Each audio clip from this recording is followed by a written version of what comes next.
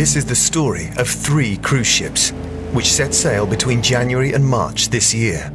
It just felt like a regular, relaxing vacation at first. They would each suffer devastating outbreaks of coronavirus, together resulting in hundreds of infections and the deaths of dozens of people. We definitely would have acted differently if we'd known what was happening. All 3 ships were owned by Carnival, the world's largest cruise company. I think they let people on that ship when they shouldn't have. And how can cruising be made safe again?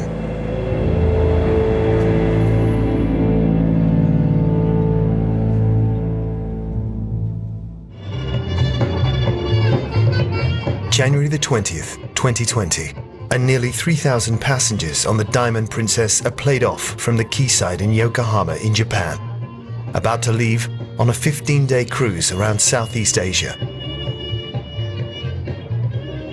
For cruise veterans Kent and Rebecca Fraser, it's a chance to see the sights: Disneyland Hong Kong, Vietnam, Taipei.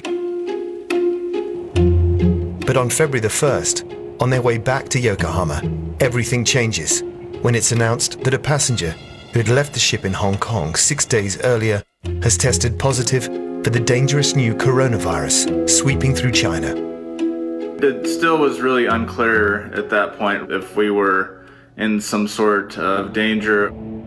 The ship returns early to Japan and is boarded by health officials who start testing passengers. If you had a high temperature, you were taken aside and given the actual coronavirus test. Now back in Yokohama, passengers are told by the ship's captain to stay in their cabins as the virus starts to spread. The Japanese Ministry of Health has notified us that 10 people have tested positive for coronavirus. It has been confirmed that the ship will remain under quarantine in Yokohama. The length of the quarantine will be at least 14 days. During the first few days of quarantine, the number of those infected, both passengers and members of the ship's crew, starts to rise.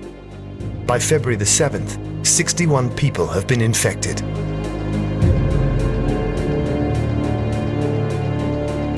During their enforced confinement, passengers are allowed out for only an hour a day.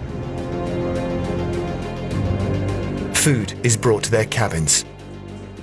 So we got more news from outside the ship than from inside the ship. Now, Japan's Ministry of Health, Labor and Welfare has confirmed 3 new coronavirus patients on board the Diamond Princess, bringing the total number to 64. Then, Rebecca got the news they were fearing.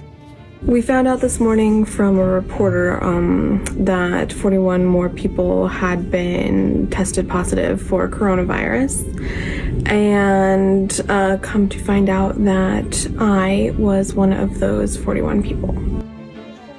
An hour later, having packed a few clothes, Rebecca is taken off the ship and into isolation in hospital. Okay. 41 luggage? 41 luggage? Yeah. Alright. I love you. See you later. Okay. I remember seeing her walk down the hallway when she left and turning the corner and didn't know when I would see her again. Over the coming days, the ship becomes the single biggest source of new cases in the world, outside Wuhan, where the coronavirus had first started.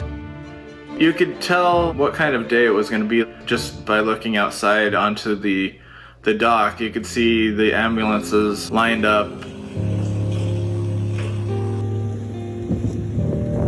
Having completed his quarantine and showing no symptoms, Kent Fraser was finally allowed to leave the Diamond Princess. There's the ship. Yeah. Nightmare is over. 30-something days on that ship.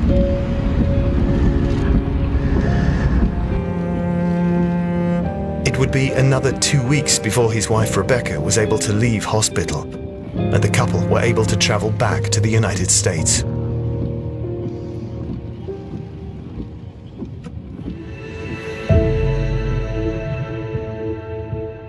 There are now known to have been at least 700 cases of coronavirus on the Diamond Princess, resulting in 13 deaths. And the reality is that quarantining on board a ship is one of the worst ways to control the virus. The rapid spread on the cruise ship, I think, is partly the high population densities, which actually facilitates a lot of contacts of people on board. Professor Rockloff has found that each infected person on the cruise ship was infecting as many as 15 others. That's 4 times the reproduction rate in Wuhan. Quarantining on board a ship is probably one of the least effective quarantine environments. It would be much more effective to spread people out and try to isolate them. We asked Princess Cruises to take part in this program. They declined, but gave a statement. A quarantine order was placed on the ship in Yokohama, and thereafter all outbreak response measures were directed by the Ministry of Health, whose orders we were obliged to follow. Japanese officials have since said their plan was flawed, but that they did their best in a fast-moving situation. All over the world, the coronavirus is now spreading. By the beginning of March, the number of cases is approaching 90,000 in 58 countries. But many cruise ship companies are still setting sail. To those who have long been critical of the industry, a grim foretaste of what's to come. As I learned more about the apparent spread of this insidious disease, ship by ship, I became more and more horrified by the plight of these passengers, literally on potential death ships. The cruise industry is now one of world tourism's biggest success stories. According to the body that represents the industry, globally it employs more than 1 million people and makes an economic impact of more than $120 billion a year. Miami, Florida, the center of the cruise industry and the headquarters of Carnival, the world's largest cruise line, owners of Princess and 8 other cruise companies.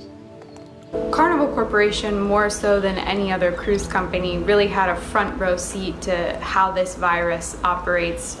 And so from that point on, it's difficult to understand how cruising was able to continue to operate. Princess Cruises told Our World, "We continually adapted our policies with respect to COVID-19. We were in regular and close contact with global health agencies and followed their updated guidance throughout. Our screening actions significantly exceeded those that were advised by them." It's early March 2020, and another Princess cruise ship, the Grand Princess, with 2,500 people on board, has been on a 2-week cruise to the Hawaiian Islands. Among the passengers is Michelle Heckert, who's traveling with her grandparents. She's been given the holiday as a graduation present. We were a little bit concerned, especially because the cruise ships are such contained spaces. But we were pretty confident in our ability to stay safe and to take, the precautionary measures. It just felt like a regular, relaxing vacation at first. But all that changes when the authorities back in California are alerted that a male passenger who'd been on an earlier cruise to Mexico on the Grand Princess may have infected passengers who stayed on the ship for the Hawaiian cruise. The captain came over the loudspeaker and we were told that this would be our last meal in the dining rooms. We would finish the remainder of the cruise in our rooms. It was a pretty scary time. Princess Cruises told Our World, "When we first learned that a guest on a previous voyage had tested positive, we immediately collaborated with the US Centers for Disease Control and informed all guests and crew of what we knew." Out at sea, and other passengers are now starting to show symptoms that they too may have caught the virus.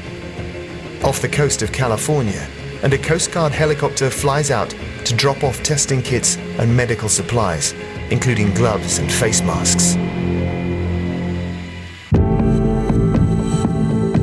With the number of infections increasing, the authorities seem reluctant to allow the ship to return to land. California has declared a state of emergency, and at first, the governor says it cannot dock. Confined to their cabin as the ship waits to be allowed to return, Michelle and her grandparents are now making their own amusement and the best of the situation. Online origami, Zimba and Tai Chi.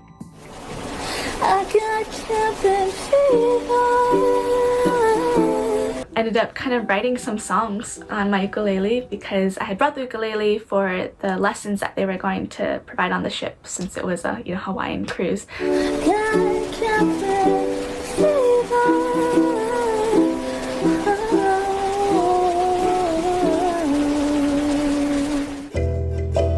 On March the 10th, 4 days later than scheduled, the Grand Princess is allowed back to land, to Oakland.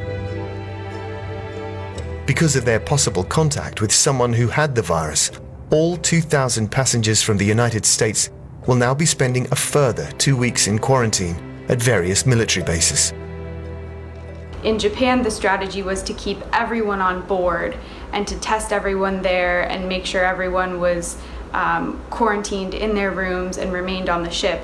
Whereas in the case of the Grand Princess, once it was able to come into port, the strategy was really to get as many people off the ship as possible.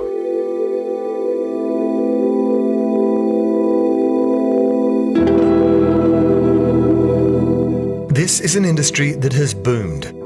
Passenger numbers are up by more than 30% over the last 5 years, attracted in part by ever larger ships that are their own holiday destinations.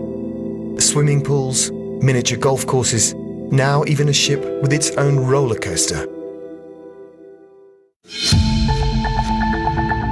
But across the world, cruise ships were by now being refused access to ports and cities, as fears increased that their ships might not just be harboring the virus on board, but actually spreading it when their passengers landed. By March 8th, when U.S. health authorities were warning all Americans to stay away from cruise ships, it begs the question why cruise companies continue to operate. March the 8th, Sydney. And another Princess cruise ship, the Ruby Princess, has just dropped off passengers before embarking on a 2-week cruise to New Zealand. It's late leaving, but there's no official announcement why. The Ruby had docked that morning, so it was utter chaos. There were people and bags everywhere, queues. All we knew was that they'd had some health issues on board. What the departing passengers didn't know is that the ship had informed New South Wales Health Authority that there'd been as many as 158 sick passengers on board. Everybody was crammed in, cheek to jowl. They kept saying, everything's fine. Princess Cruises told Our World, the New South Wales Health Authority implemented routine screening for all cruises arriving into Sydney. Embarkation had been delayed pending the final results of this. All were found to be negative for COVID-19. So on the ship, when we set sail from Sydney, there were 2,700 passengers and about 1,000 crew. It felt like the ship was packed. 6 days into the trip, while visiting New Zealand, it's announced the cruise is being shortened. Because of the coronavirus, New Zealand has introduced a ban on all international travel, including cruise ships. The Ruby Princess will be going back early to Sydney. When we got turned around, everybody started to get a little bit nervous.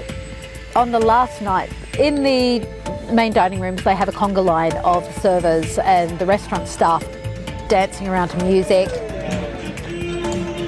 And it was like being in a high school disco. Despite the celebrations, at least 100 passengers have fallen sick and several have been tested for coronavirus. But on March the 19th, all 2,700 passengers were let off the ship in Sydney, even the ones that were awaiting test results for COVID-19.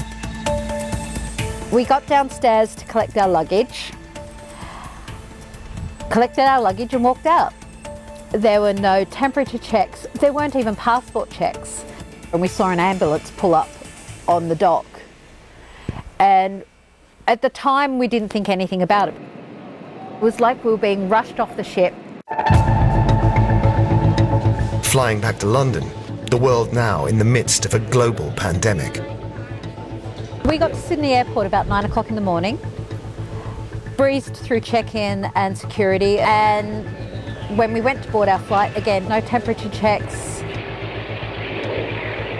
And then we got back to London Heathrow, and it was while I was at the luggage collection that I turned my phone on for the first time since leaving Sydney. I had notification after notification from people saying, "Were you on the Ruby Princess?" We came straight home, pretty much locked the doors and didn't leave the house for 2 weeks while we got sicker and sicker. My cough got worse, as did my husband's, and we both started to ache. Of the 6 of us that travelled together on the Ruby Princess, 5 of us got sick. Elisa believes she had COVID-19, although she was never tested. 900 people on board that ship were from overseas. So to think that they disembarked in Sydney, potentially with the virus, and then they travelled in taxis and Ubers to the airport, got on other flights, travelled on aircraft to their home countries, and in the process potentially infected hundreds of people. The Ruby Princess is not the only ship whose passengers and crew have been infected by the coronavirus. But the scale of those who fell sick marks her out. The company should never have let the cruise go ahead. We definitely would have acted differently if we'd known what was happening and how it was spreading on the ship. The Ruby Princess stayed in Australia. There were too many sick crew to leave, and by now other questions were emerging. Why had the authorities allowed the ship to disembark its passengers? And had they been given the full picture about the number of passengers that had been showing symptoms on board? There's been a real void of information, especially from the ship's operator, about exactly what happened on that ship. 3 weeks after the Ruby Princess docked, police raided the ship to seize its black box and question crew members. Police said they were investigating potential discrepancies as to whether the ship's owners had been transparent about the health of the passengers on board. This is a ship that was sailing when coronavirus had been declared a global emergency. They knew about the risk that these passengers face, and they did not disclose the risk to the passengers. Apart from the police investigation, there's also a separate commission of inquiry to look into the actions of the ship, its owners, and the various Australian authorities. One email from the general manager of the Port Authority claims that when the Ruby Princess docked on March the 8th, the ship had given conflicting information about whether there were sick passengers on board. And when questioned on video about the ship's later return to Sydney on March the 19th, the Ruby Princess's doctor said that if it had been her decision, she would not have let the passengers showing symptoms get off the ship until their test results had come back. Vicky Anzulatos is acting for claimants seeking compensation. More than 500 passengers have contacted her from all over the world. I'll certainly be very interested to see whether there was an attempted cover-up of information by the ship's owners and operators so they could get in and out of Sydney Harbour very quickly. Princess Cruises told Our World, as is routine and required, Ruby Princess submitted all the health reports requested by New South Wales Health for each voyage. The ship's updated health status reports included one submitted on March 18th, just 7 hours before the ship berthed in Sydney. The authorities in New South Wales admit that they made mistakes and that things should have been handled differently. In Washington, senior politicians are now calling for Carnival to release its own internal correspondence, what they knew and when they knew it. We need to know whether or not any relevant information was concealed or deceived. We need to know whether there was any deception or misleading information.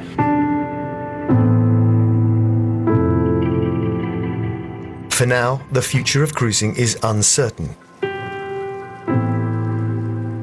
In Manila Bay, in May, some of the world's largest and most luxurious ships were laid up as their Filipino crews were quarantined.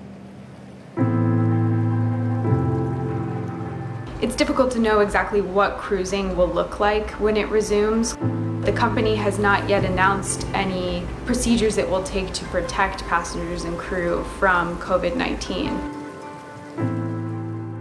I think at a minimum we can expect the same changes we're seeing on land. On Carnival's website, while there's recognition of coronavirus, there's also bright optimism that cruising might soon be able to resume. These cruise lines need to heed the predictions and advice of those same experts, the scientists, to make their decisions data-driven, not profits-driven or investor-driven. Princess was not the only cruise line to have ships whose passengers and crew had been infected. And the company says it's confident that it has acted properly. Princess Cruises was one of the first major leisure travel companies to voluntarily pause global operations one day after the WHO declared a pandemic, at a time when international and domestic flights were still operating in virtually all regions of the world, with almost no airport screening of passengers.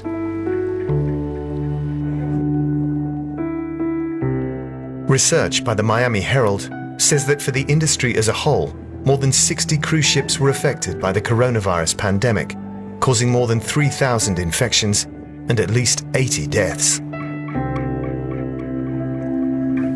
I think it's going to change the face of the cruising industry for a long time. I don't know if I'll ever step on a cruise again. It may have been my last, because I never want to get that sick again.